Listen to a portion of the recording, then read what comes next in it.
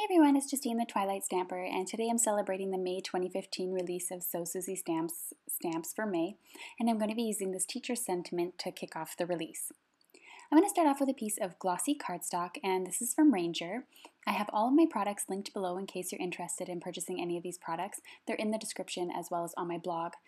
And I'm going to be using alcohol inks from Ranger. These are Adirondack inks, and I'm going to be using purple, orange, yellow, and a dark red color. The dark red I kind of left out in future layers, but I used that in the beginning.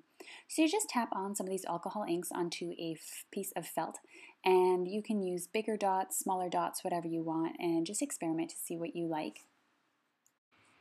For the first layer, I had decided to put on kind of a smudge look, and I kind of twisted it back and forth, rubbed it along, and kind of did my first layer. The first layer is relatively unimportant at this point because it's going to look quite different once you put on a few layers.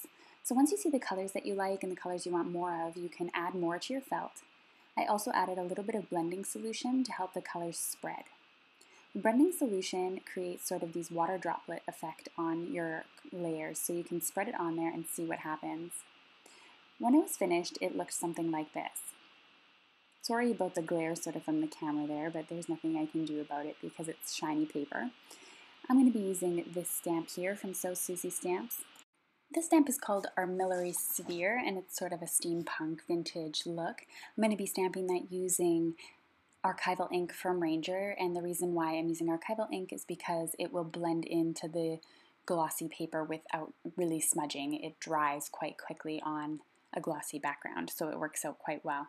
You could use something like a StazOn ink as well, as long as you aren't continuing to use any of the alcohol inks or blending solutions. My card base today is going to be horizontal, so it measures 5.5 by 8.25, and it's folded in half at 4.25 inches.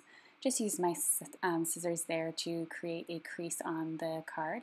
And then I had to go in and cut down my piece about 1/4 of an inch. As you can see here, it's actually the same size as the card base, so I had to go back and cut that. I didn't really realize that the paper was the same size as a card front. And so after I cut that down, I pasted that onto my card base. To glue down the card base, I simply used Tombow Mono liquid adhesive, and that glues just fine, even as a glossy piece of paper.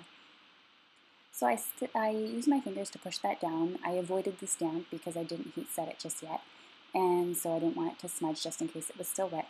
You can heat set that, it wouldn't be an issue. So that's what it looks like, kind of away from the glare. And next up I had to do a little bit of stamping for the sentiment and put on the final touches to the card. So I'm using this stamp set here from Suzy Stamps as well.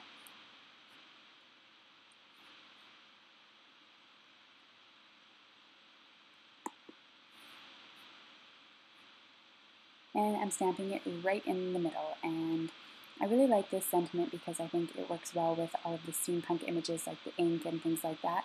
And it says your teacher can open the door, but you must enter by yourself. And since I'm a teacher, it kind of fits for me as a teacher, and I really like the sentiment because it's so true. So I'm using some Tombow Mono liquid adhesive, same I used to put on the card base, and I'm gluing that down on a 2.5 by 2.5 inch piece of Sign and Say Stamp black cardstock. And the white paper measures at 2.25 by 2.25, so they fit perfectly in the middle of each other. But I didn't want it just floating off, so I added a small strip of black paper, which I believe measures about 3/8 of an inch, and threw that onto there to kind of break up the card a little bit. And then I added the sentiment using 3D foam tape. So that's the end of my card today, and I hope you enjoyed this tutorial. Be sure to check out my links below to Suzy Stamps store, as there's discounts quite often on her website. And thank you so much for watching. Be sure to subscribe and give a thumbs up.